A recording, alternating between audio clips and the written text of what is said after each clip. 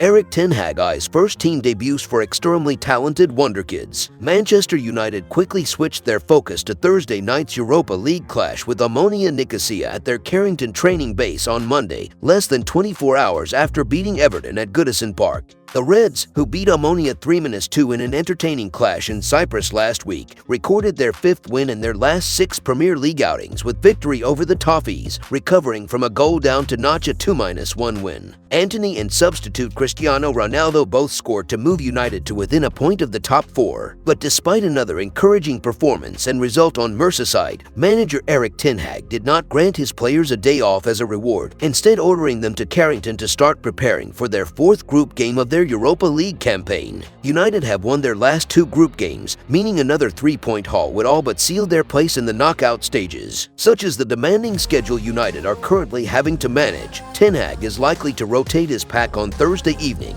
meaning it was no great surprise to see several youngsters involved in Monday's training session. With that in mind, Men's Sport has taken a close look at that and 3 other things we spotted from the session. Ten Hag has not been afraid to promote youngsters to first-team training sessions since arriving at Old Trafford. A number of them have regularly had chances to rub shoulders with some of the club's most senior stars. Monday's session, though, featured a larger pool of academy players than usual, with plenty of academy stars pictured taking part in the session. Among them they will all have benefited from the opportunity to tune into one of Ten Hag's sessions, just as they will have benefited from getting to train alongside the likes of Marcus Rashford and Ronaldo. Considering United have 9 games in 29 days this month, it would be no surprise to see at least 1 or 2 youngsters included in the squad on Thursday evening. Pellistri steps up. After being named on the bench in United's last 3 matches, Facundo Pellistri will be hoping to finally earn his competitive debut for the club when Omonia visit Old Trafford later this week.